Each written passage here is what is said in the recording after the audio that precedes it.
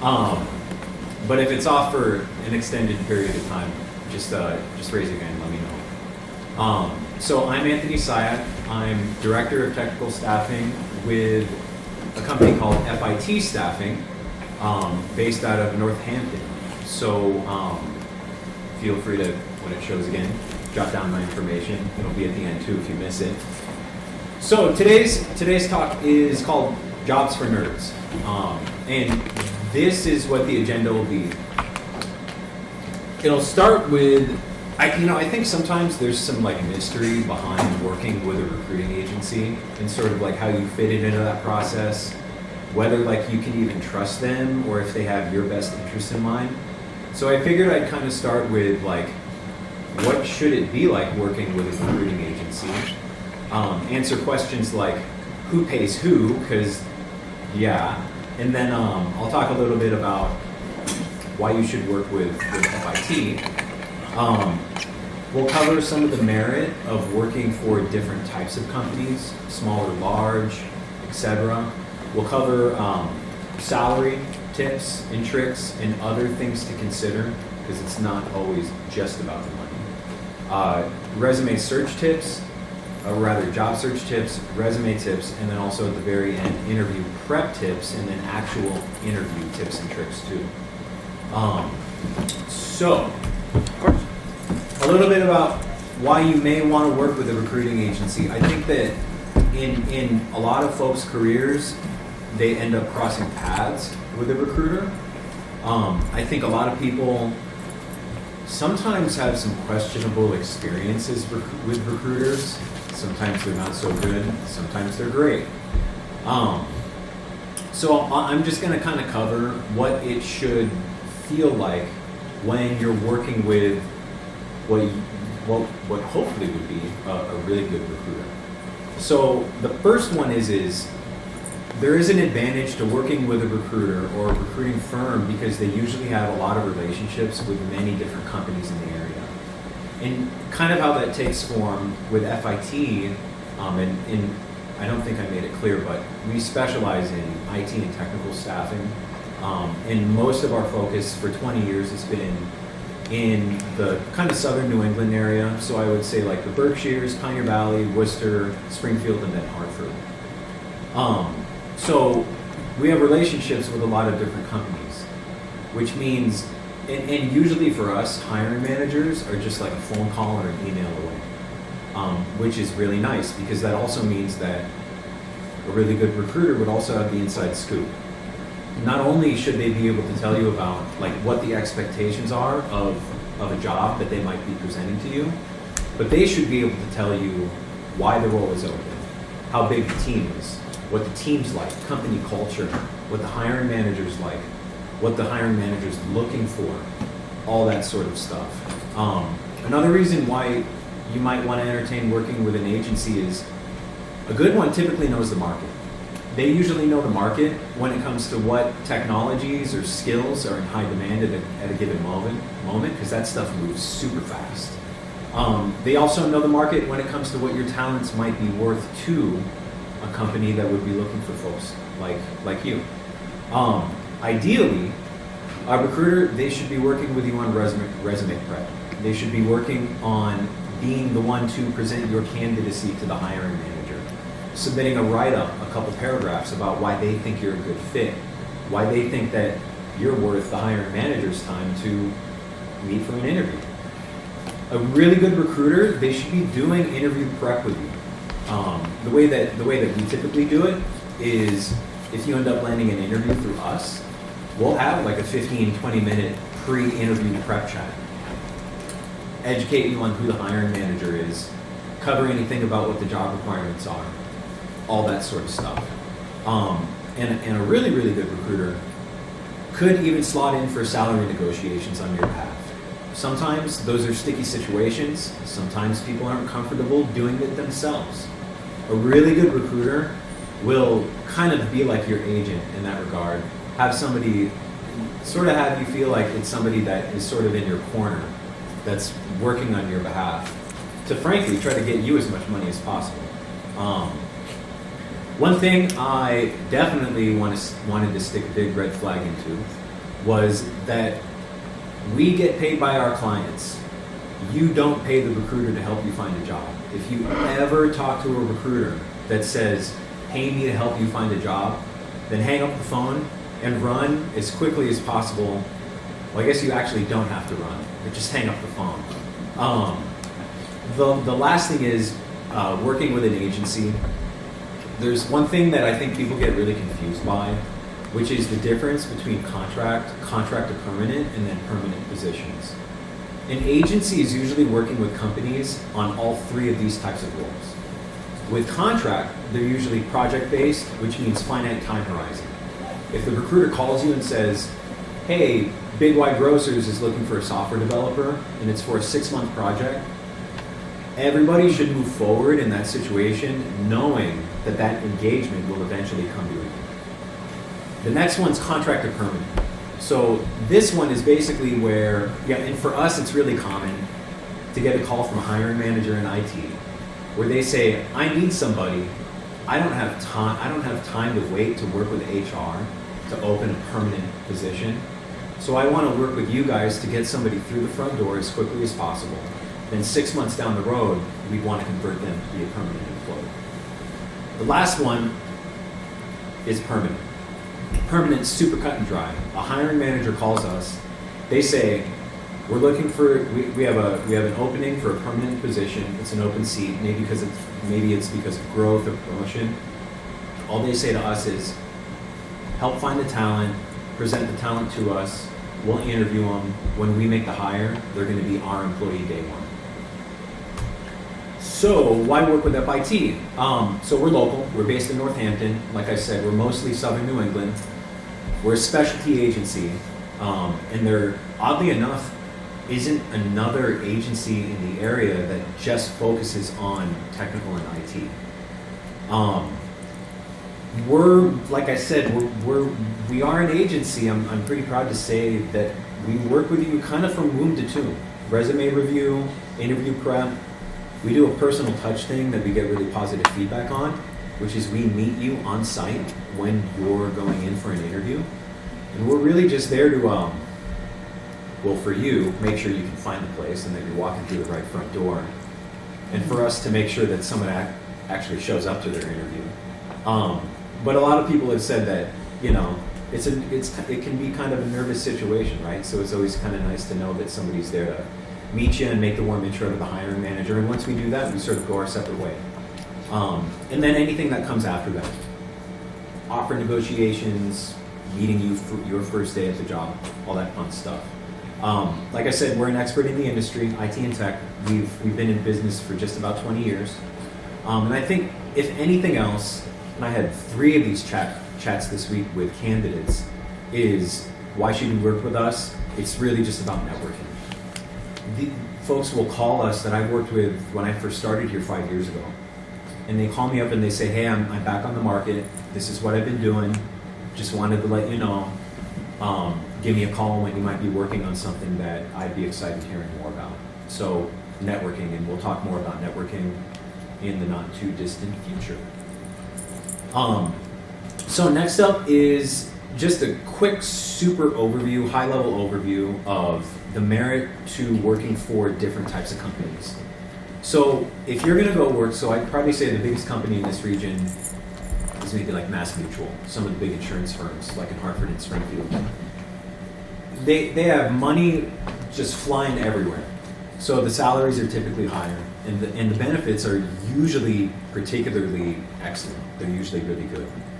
I don't want to say that what's next is kind of a downside, but I think it just is like what might taste the best to your palate. And here's what I mean is, at large firms like Mass Mutual, job roles are usually very specific to whatever job description that you were hired for. And that means that if you want to go explore with another department or go take on another task that maybe isn't within your department, it's pretty often that type of stuff gets nixed because they sort of want you to focus on what you were hired to do. The plus side to that is that if you like that, then usually there's a much clearer career path. Large firms have typically quite a bit of job stability, and they're usually making pretty heavy investments in structured training and then also promotion programs. They're doing a lot of promotion from within, typically. On the flip side, you have smaller companies, maybe medium-sized companies, and then also startups too.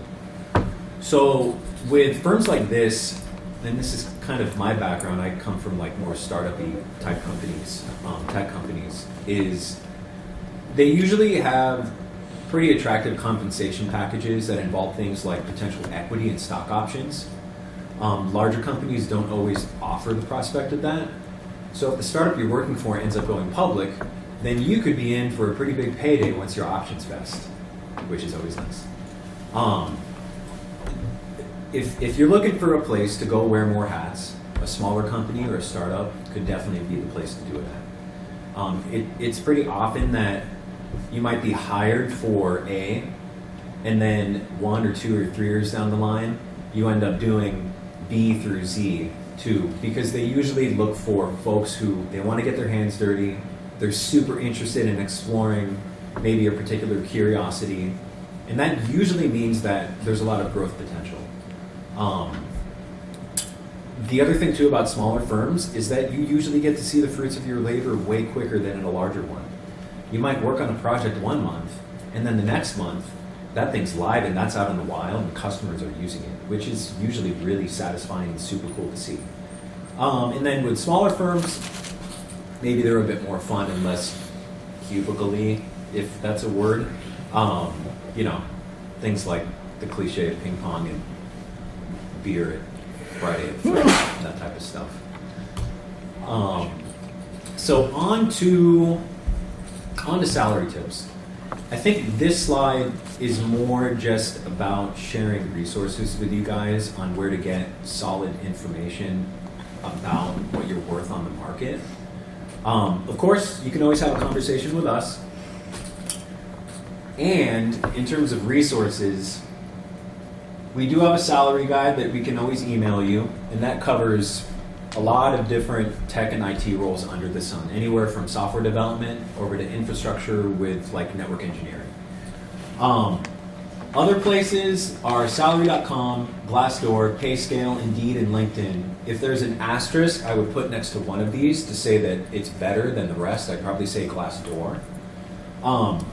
One thing I will mention too is Indeed has this thing called Hiring Lab, and last month I read that pay transparency is actually up over 50% from where it was at a year ago. And part of that, I think it's twofold. The first fold is there's been a lot of like state legislation that has mandated pay transparency. And I think other companies are kind of anticipating that they're going to have to do that eventually anyways too. So I guess where I'm going with this is Glassdoor is probably the best one here, but I think the rest are getting better because of things like this push for pay transparency. Other things to consider. So, salaries definitely vary by industry. If you're going to go work for a company that doesn't have IT and technology as a revenue producing thing for them, then salaries in IT and tech are typically lower. And the 3 that I put here were manufacturing, higher ed, and then also nonprofit. The one I'm going to tell a super short story about is manufacturing. So we work with a lot of manufacturing companies in the area, and it's super, super common for manufacturing firms to look at IT as an expense. And sometimes it can really, really bite them in the butt. So super short story is we worked with a company in Westfield. They'd been around, I think they've been in business for like 50 plus years. They had a really small IT team. All the infrastructure was on-prem. And then one day, nothing worked. So some friends named Russian hackers took it all. All of their manufacturing applications, their website, everything for ransom.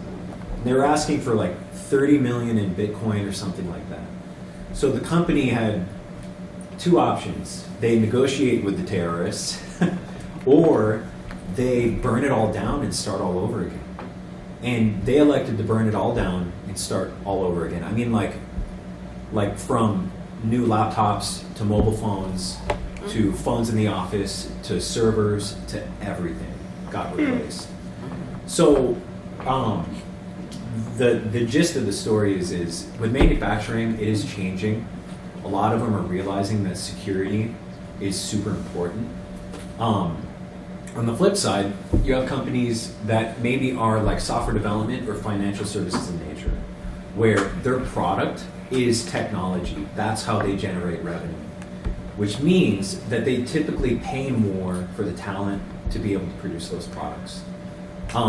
Salaries, for sure, vary by location. Usually we see Boston 30+% versus this area. Do you deal with Boston? Do you place people in Boston? We don't do a lot. So like, we're west of the 495 corridor. We have a lot of competition going into Boston, so we deliberately stay away from there. Oh, okay. New York City, 40+% higher. Of course, cost of living is more expensive in places like Boston and New York City. Do you deal with New York City? No, we don't deal with New York At City. all? No, not at all. So you do a little Boston, but nothing in New York City? Yeah, we're mostly regional to southern New England, so I'd say like I said, like Worcester? Springfield, Hartford, Worcester. Yeah. If you play somebody in Hartford, would they, sometimes they give you a residential, what do you call it, stipend? Oh, like a relocation package? Not a package, like, yeah, they'll pay you to stay in a hotel or something for 6 months, something like that? Yeah, that happens sometimes. That happens often actually with our contractors. So like Yeah. right now we have a contractor at Big White Grocers, and she lives in upstate New York, and she commutes to Springfield twice a week to go meet with the team and do work and stuff. And they'll put her up in a hotel for a couple days and expense reimbursed for that. Also, smaller companies, there's less job stability. Sometimes it may go under, and then you lose your job. Yeah, Has that for happened? sure, Huh? for sure. I've been on the brunt of that, where I'm employee like 30, and then in a year they scale up to 500, and then a year after that they say, half of you, be gone. So, so the last overall thing to consider is actually taking the overall picture. So it's not always just about the money. You really, if you're going after an opportunity that gives you a chance to engage with it, you should get the chance to get, an idea of what the growth opportunity is, what the company culture is like, what the team's like, what the hiring manager's like. It's not just always about the money. So, job searching tips. Shameless plug, us. So, there's our website. Social media, LinkedIn is one that I wanted to kind of highlight here. It's and this kind of goes into the network down at the bottom. It's really common for people that you could be connected with on LinkedIn to say that their company or one of their friends' companies, one of their connections' companies, is also hiring. The job boards, I sort of did a stack rank here. The first one, for sure, like by far, is Indeed. I don't know how they did it, but they've crushed ZipRecruiter, Monster, some of the other ones that I didn't even include on this because I think they're kind of practically dead by now. Dice is another one that is specific to IT and tech, and then the last one is LinkedIn. And I put LinkedIn on here because a lot of people actually don't realize that aside from like the social media networking aspect to it, like the news feed that you see when you go there, they do also have a job board too.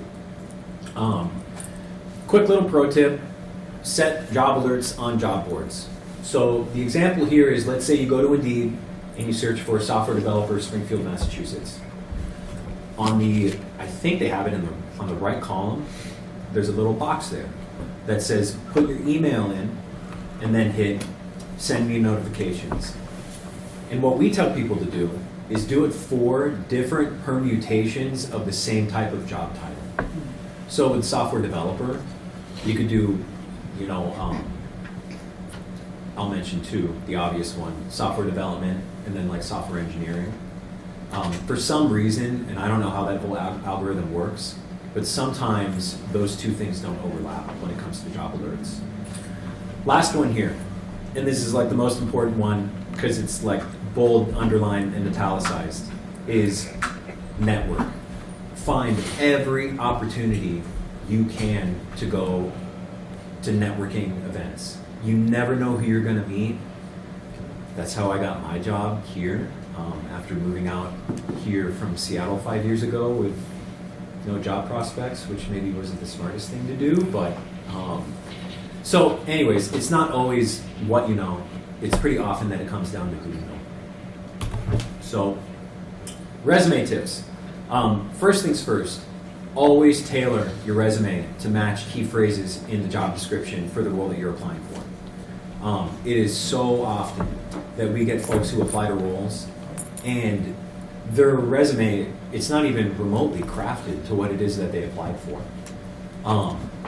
Next thing is, this is your place to brag. Don't be humble on a resume. For sure, list your achievements, list your accomplishments, talk about it. That's your place to do it. Next one is you want to catch the eye. I know there's that cliche that's like out there that like, you know, first six seconds, somebody makes, you know, they pass judgment on your resume.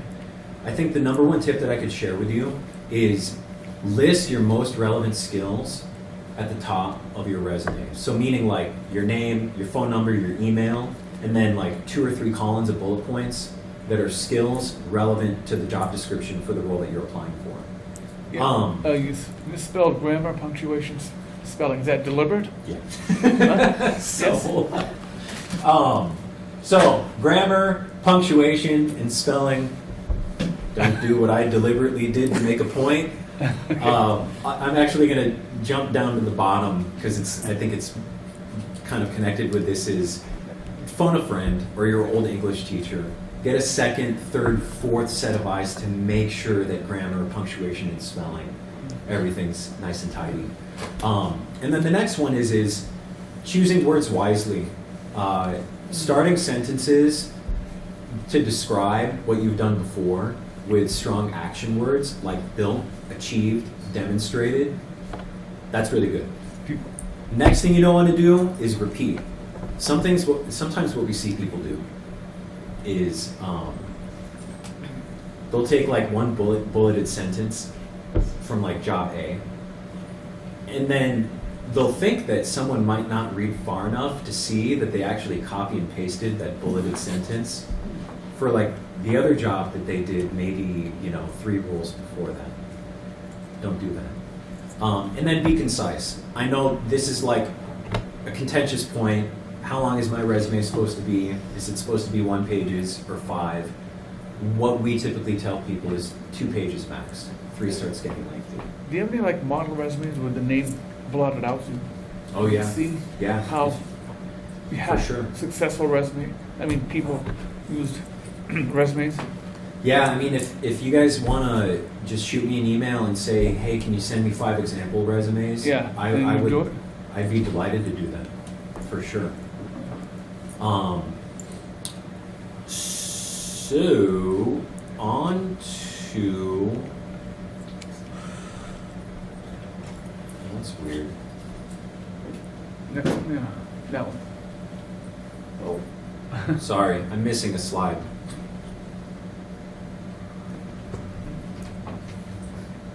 Yeah, that's weird. It skipped it. So on to interview prep tips. Do not walk in cold. Do your research on the company.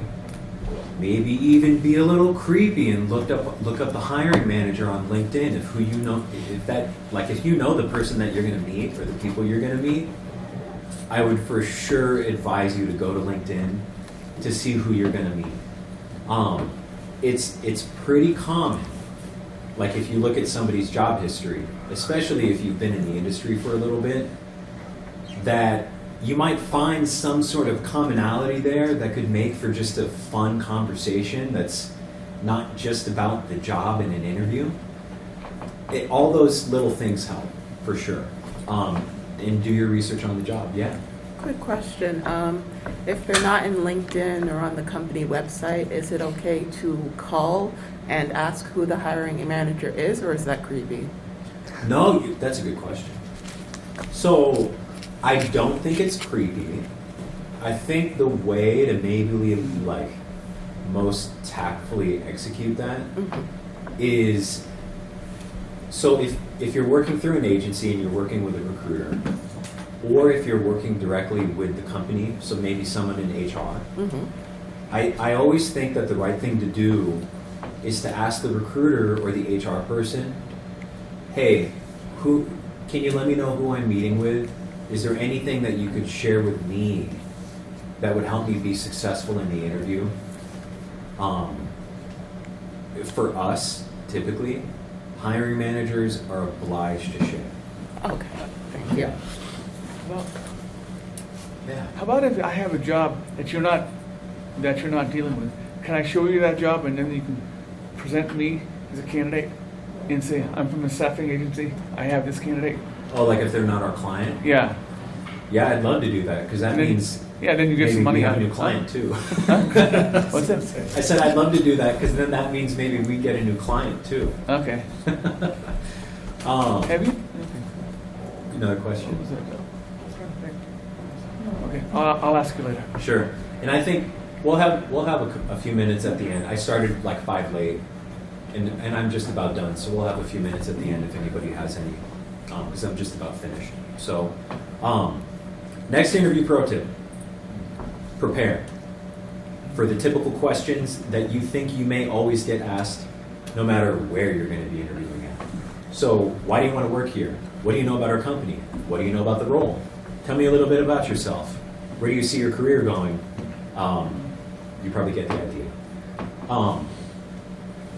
The next thing, sort of related to this, is have questions prepared. You will always get the opportunity to ask questions. It could come up organically throughout conversation, or maybe more formally at the very end of your interview, when things are sort of at a conclusion and they say, well, do you have any questions for us today? Do not be the candidate to say, no, it's not good. In relation to this, and I think I put this on the next slide, but I'm going to kind of package it up since I'm on it right now, is, write down 3 or 4 questions that are non-contextual that you think you may want to ask when you get the chance to ask. Meaning, tell me more about the company. Tell me more about the challenges that you think I could help solve. It's kind of the boilerplate ones, right? Bring something to write on and write with when you go to your interview, because it's going to give you the chance to do this. First, it's, if you're kind of going through your interview and something pops up in your mind and you want to jot it down, you have something to jot it down with. The other thing too is that it shows the hiring manager that you have an attention to detail, that you're attentive. It just, frankly, it just looks good. Maybe even if you're just like playing hangman, like it just looks good. So interview tips, and then we'll be done. So the definite do's is, like I said, prepare answers for typical questions.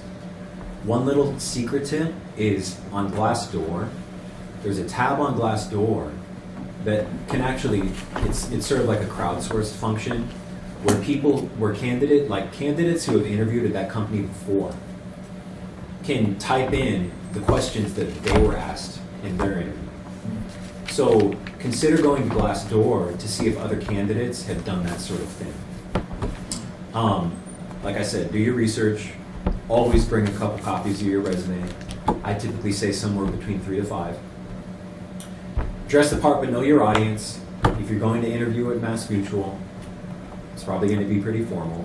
If you're going to interview for that startup, then it's probably going to be relatively business casual. So sort of try to match that. By default, dress up like one level than where you think you should be at. That can never hurt. like I said, bring something to write on and write with. Always be early. 10 to 15 minutes is what I typically tell folks. If you really want to get crafty with it, like the weekend before your interview, just go take a drive out there. That's always nice for some folks. Mind your body language. Want to make eye contact. No crossed arms. No fidgeting. This one is really big. So, aside from like networking, if there's another thing that I can say is super, super important, it's the idea of crafting a post-interview thank you note. So, I don't know what it is about like job search culture these days, but the idea of a post-interview thank you note has sort of fallen by the wayside. We had a hiring manager 3 months ago who, so for our firm, we coach folks into crafting one and then sending it to us so we can forward it to the hiring manager. We use it as a tool to follow up too. And there was a time there for like a month where my team got out of the habit of coaching folks into crafting post-interview thank you notes. And a hiring manager we've worked with for many years, like picked up on that. Like we were working with them, and like a month later, they were like, "I'm not getting thank you notes from your candidates. What's up, guys?" So yeah, the story is do it. You can send it to your recruiter and ask them to pass it on to the hiring managers. Send it to the HR person. Ask them to pass it on. Don't have it read like you just Googled it and then copy and pasted. We usually tell folks to keep it brief, but make it thoughtful and contextual. Hey, I enjoyed our conversation about blah, blah, blah. Had another thought on this. That type of thing. The don'ts. And then we'll be finished, which is don't ask questions that lack tact. You definitely don't want to talk about pay unless they bring it up. That topic will certainly come up. Trash talking former employers, that's a no-no. And I think the last one is don't pretend. Hiring managers, they just have this keen sense for sniffing out BS. So don't fake it. We tell folks in interview prep chats all the time to just be themselves. When you say faking, what do you mean? Yeah, that's a good question. So it's pretty common for people when they get into an interview to not want to expose their shortcomings relative to whatever they think that the hiring managers might be looking for. So sometimes this will take forms of like someone giving them the sense that like they can do it all, when really that's not the case because nobody can do it all. Okay. So you lie about your accomplishments. People will lie, yeah. So usually what we tell people is be open about what you don't know, but be prepared to talk about how you solve for overcoming that challenge. So, question? Oh, I was just going to say it's always the yes but. Yeah. It's are you an attention to detail kind of person? Like, well, you know what? Actually, attention to detail is not my strongest aspect. However, my creativity is off the charts. You might want, Exactly. You know, it's something I know that I have to spend extra attention, work on because I do get so caught up in the creative side of things. Yeah. Talk about your strengths whenever you have, but actually talking specifically to them. Sorry, Yeah. I'm coming at this probably from a slightly different position than a lot of people here because I'm actually hiring. There you go. Yeah, you're a So- hiring manager. Yeah. So, and I have a lot of feedback and questions and thoughts I'd love to throw out when you're done. Yeah, for sure. Yeah, and then kind of to add on to that, last week I was listening to a podcast, and the person they were interviewing was the former CEO of IBM. She was like a 40-year engineer, and I think she was at the helm for like 10 years. And she was talking about when she took the reins of IBM, what had to change when it came to the type of people that they were hiring. And the person who was interviewing her asked her like what the number one like attribute was that she looked for in hires, and she like didn't even hesitate. She said willingness to learn. Like, if someone is just hungry and willing to learn and grow, I'll hire them in 2 seconds. So, and that's it. So, thank you guys. And any other questions or thoughts at all? Do you have a website? Yeah, you have a website, okay. Yep, down there at the bottom. I'll take, I think in the back. What is the sort of proportion of the opportunities that are out now in terms of the ratio of full-time contract to hire? Good contract. That's a good question. I mean, I'll start with the big picture of the state of things now, because it's connected to like the answer. So right now, hiring has slowed. You guys see a lot of tech, Yeah. layoffs in tech.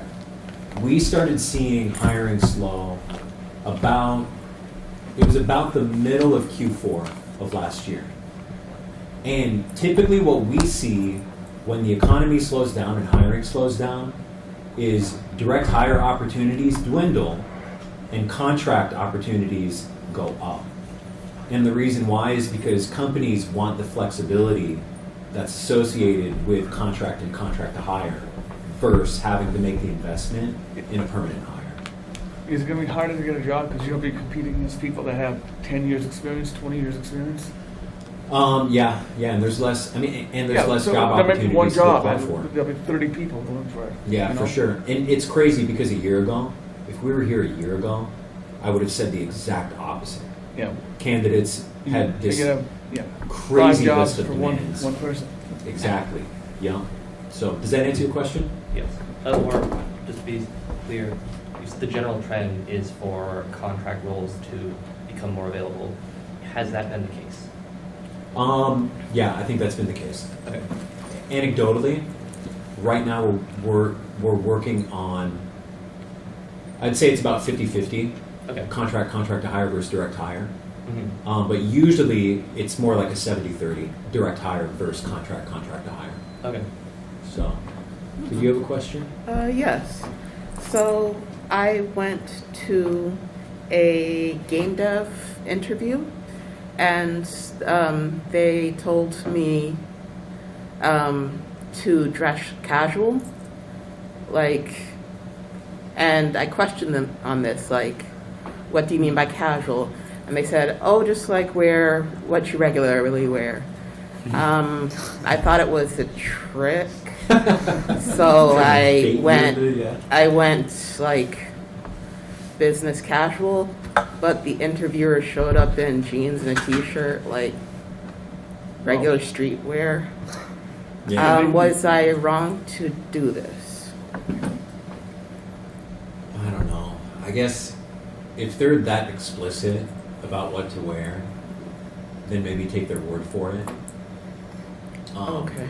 I think that the dress one level up type notion is maybe for when it's not nearly as explicit. Okay. Does that help? Yes, thank you. Good. Yeah. Question?